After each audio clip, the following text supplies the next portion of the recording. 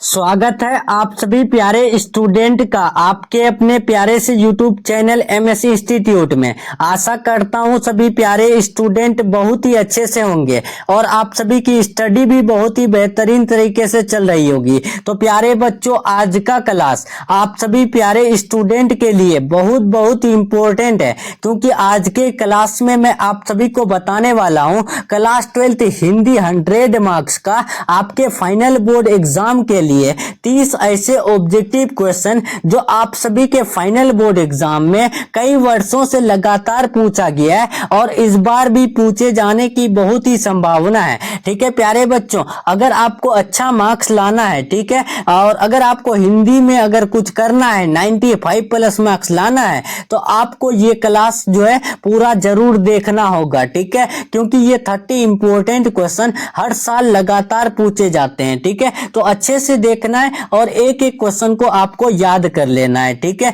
और प्यारे बच्चों, अगर आप चैनल से नए जुड़ रहे हैं तो प्लीज चैनल को सब्सक्राइब करके बेल आइकन प्रेस जरूर कर लीजिएगा। वीडियो पसंद आए तो लाइक करके शेयर कर दीजिएगा। ठीक है, और आपको अगर पीडीएफ कोर्स यानी 80 से 90% मार्क्स दिलाने वाला नोट्स अगर परचेज करना है तो आप इस नंबर में कॉल मैसेज करके परचेज कर सकते हैं, जिसमें आपको मिलता है 400 गेस ऑब्जेक्टिव एक सब्जेक्ट का और 100 गेस सब्जेक्टिव। ठीक है, अगर आप इसे याद कर लेते हैं तो 80 से 90% मार्क्स लाने से कोई नहीं रोक सकता है। ठीक है प्यारे बच्चों, अगर आप अच्छे से याद करते हैं तब। ठीक है, तो चलिए हम लोग जो है क्लास को शुरू करते हैं, चलते हैं फर्स्ट क्वेश्चन की तरफ। देखिए, पहला क्वेश्चन आपके स्क्रीन में पूछा गया है, काफी इंपॉर्टेंट क्वेश्चन है कि सूरदास जी किस काल के कवि थे। जो सूरदास जी जो है वो किस काल के कवि थे, मध्यकाल, आधुनिक काल, आदिकाल या फिर इनमें से कोई नहीं। तो प्यारे बच्चों याद रखिएगा, सूरदास जी जो है वो भक्ति काल के कवि है,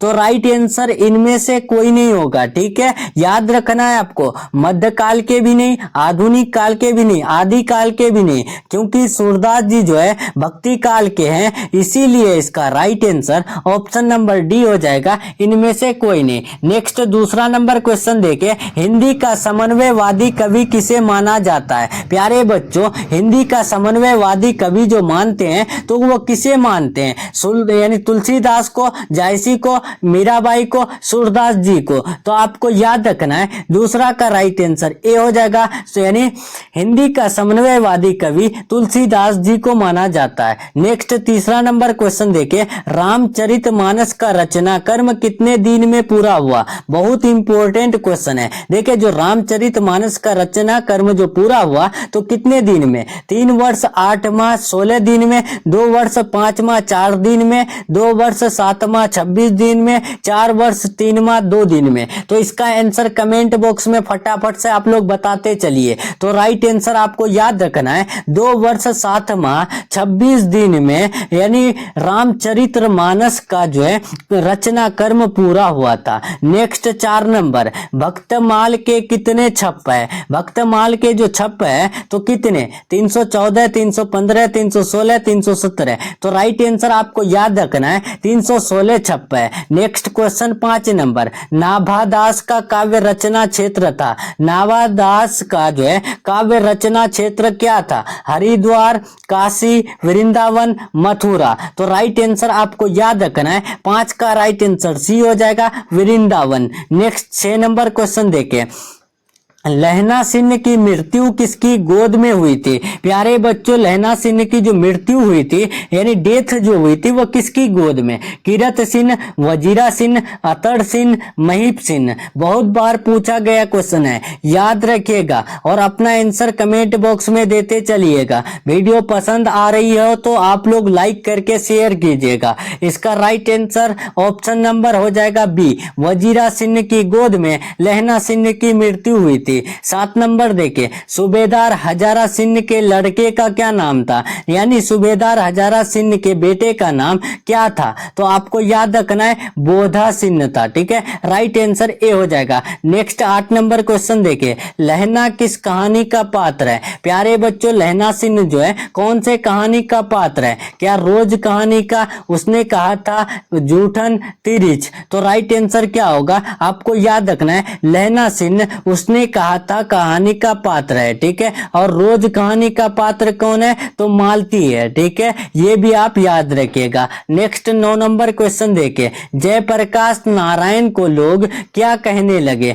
प्यारे बच्चों, जयप्रकाश नारायण को लोग जो है क्या कह करके पुकारते थे, लोकनायक, जननायक, नरनायक, देश नायक। इसका आंसर क्या होगा, तो आप याद रखिएगा, जयप्रकाश नारायण को लोग यानी लोकनायक के नाम से पुकारते थे, ठीक है। नेक्स्ट क्वेश्चन 10 नंबर देखिए, रिकंस्ट्रक्शन ऑफ इंडियन पॉलिटी पुस्तक किसने लिखी। तो देखिए, रिकंस्ट्रक्शन ऑफ इंडियन पॉलिटी पुस्तक जो लिखे हैं, इसके राइटर का नाम जयप्रकाश नारायण जी है। नेक्स्ट 11 नंबर क्वेश्चन देखिए, जयप्रकाश नारायण को किसका दलाल कहा गया। तो जयप्रकाश नारायण जी को अमेरिका का दलाल कहा गया। नेक्स्ट देखिए 12 नंबर क्वेश्चन, दूध शब्द कौन सा संज्ञा है। दूध जो संज्ञा है तो वो कौन सा, जातिवाचक, व्यक्तिवाचक, दर्भवाचक, समूहवाचक। तो इससे पहले यानी पहले का क्लासेज में आपको मैं एक्सप्लेन करके बता दिया हूं कि जातिवाचक किसे कहते हैं, जिससे किसी जात का बोध हो। व्यक्तिवाचक में जिससे किसी खास व्यक्ति, वस्तु, स्थान या जानवर के नाम का बोध हो। ऑप्शन सी में है दर्भवाचक, जिससे किसी दर्भ जैसे चीजों का बोध हो। 8 और डी नंबर में क्या है, समूहवाचक। तो समूहवाचक किसे कहते हैं, जिससे किसी समूह का बोध हो, ठीक है। तो यहाँ पर क्या दूध एक समूह है, नहीं है, गलत। दूध एक दर्भ है, जी हाँ एक दर्भ है। तो right answer option number C हो जाएगा, दर्भवाचक, ठीक है। इसका राइट आंसर सी हो जाएगा। नेक्स्ट 13 नंबर, चौ का उच्चारण स्थान क्या है। तो प्यारे बच्चों, चौ का जो उच्चारण स्थान होगा क्या, कंठ, ओष्ठ, तालु, दांत। राइट आंसर क्या होगा, तो आपको याद रखना है, इसका right answer option number C हो जाएगा, तालु। नेक्स्ट चलते हैं 14 नंबर, कंधा शब्द क्या है। कंधा जो शब्द है तो वो क्या है, तत्सम, तद्भव, विदेशज, देशज। तो याद रखना है, कंधा शब्द तत्सम है, ठीक है। राइट आंसर ए हो जाएगा। अपना answer live chat comment box में देते रहिए, आंसर देने से आपको जल्दी याद होगी। देखिए 15 नंबर, चिड़िया शब्द है। प्यारे बच्चों, चिड़िया शब्द क्या होते हैं, तद्भव,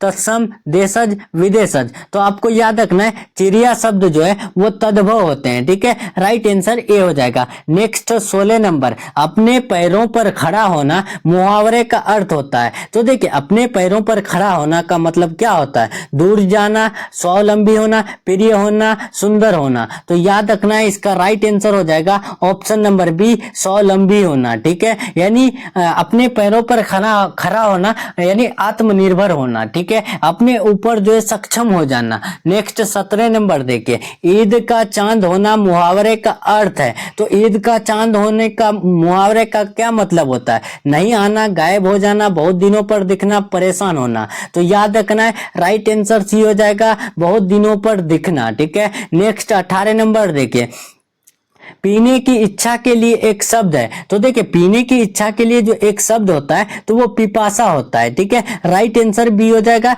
इंपॉर्टेंट क्वेश्चन है, आप याद करते चलिएगा, ठीक है। नेक्स्ट 19 नंबर क्वेश्चन देखिए, शिव का उपासक कहलाता है। तो शिव का उपासक क्या कहलाता है, शिवम, शैव, शिवा, शंकर। राइट आंसर याद रखना है, इसका ऑप्शन नंबर बी हो जाएगा, शैव, ठीक है। नेक्स्ट 20 नंबर देखिए, जिसका खंडन ना किया जा सके वह क्या कहलाता है। तो जिसका खंडन ना किया जा सके वो अखंड कहलाता है। नेक्स्ट चलते हैं 21 नंबर देखिए, अधिकतम का विलोम है। तो अधिकतम का विलोम क्या होता है, न्यूनतम, कम करना, कमी, छोटा। तो याद रखना है, अधिकतम का उल्टा जो है न्यूनतम होता है। नेक्स्ट 22 नंबर देखिए, कृष्ण का विलोम क्या होता है। तो प्यारे बच्चों, कृष्ण का जो विलोम होता है वो राधा होता है, ठीक है। राइट आंसर ए हो जाएगा। नेक्स्ट 23 नंबर देखिए, नवरत्न में कौन सा समास है। नवरत्न जो समास होगा तो वो कौन सा समास, तत्पुरुष, कर्मधारय, द्विगु या फिर द्वंद्व। तो याद रखना है, इसका राइट आंसर 23 का